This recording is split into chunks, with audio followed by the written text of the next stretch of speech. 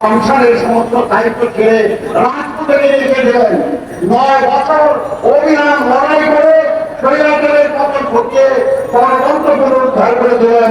বিএনপিকে সম্মানিত করেছিলেন, পুনরায় ক্ষমতার আসীন করেছিলেন। তিনি 11 সরকারের সঙ্গে আপোষ করেন নাই বলে 2008 নির্বাচনে তাকে বিপদের সম্মুখীন হতে হয়েছে। তারপরেও গণতন্ত্রের পথ ছাড়েন নাই। আমাদের সেই মাতৃসভা মৃত্যুর দিকে এগিয়ে যাচ্ছে। আর আমাদের দায়িত্ব কি শুধুই প্রতিবাদ জানানো, নাকি তার মুক্তির জন্য সর্বাত্মক আন্দোলন করে তোলা?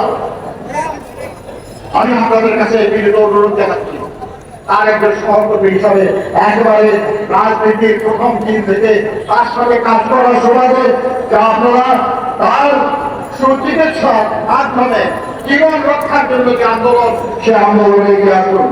বন্ধুরা মনে রাখবেন, তার সুস্থতা শুধু তার জন্য প্রয়োজন না, বাংলাদেশের জন্য প্রয়োজন, বাংলাদেশের মানুষের স্বার্থ রক্ষার জন্য প্রয়োজন। এই যে দ্রব্যমূল্যের ঊর্ধ্বগতি, এই যে দুর্নীতি অনাচার, এই যে দেশের স্বার্থ বিকিয়ে দেওয়া ষড়যন্ত্র, এর সব কিছুর জবাব একমাত্র গণতান্ত্রিক আন্দোলনের বিজয়ের মাধ্যমে নিহিত। আর সেই বিজয়ের জন্যই আমাদের প্রয়োজন দেশনেত্রী বেগম খালেদা জিয়ার নেতৃত্ব। তারেক রহমান সাহেব দিন রাত অবিরাম পরিশ্রম করছেন, কষ্ট করছেন, মানুষের জন্য কাজ করছেন, যোগাযোগ রাখছেন, দলটাকে শক্তিশালী করার চেষ্টা করছেন, বৃহত্ত লক্ষ্য গড়ে তুলে ফেলেছেন। কিন্তু সেই লড়াই আরো বেগবান, আরো শক্তিশালী হয়ে এই স্বৈরাচারী সরকারের পতন ঘটাতে হবে।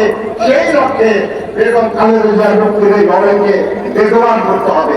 আপনাদের সবাইকে সেই লড়াইয়ে অংশগ্রহণের আহ্বান জানিয়ে আমার বক্তব্য শেষ করছি।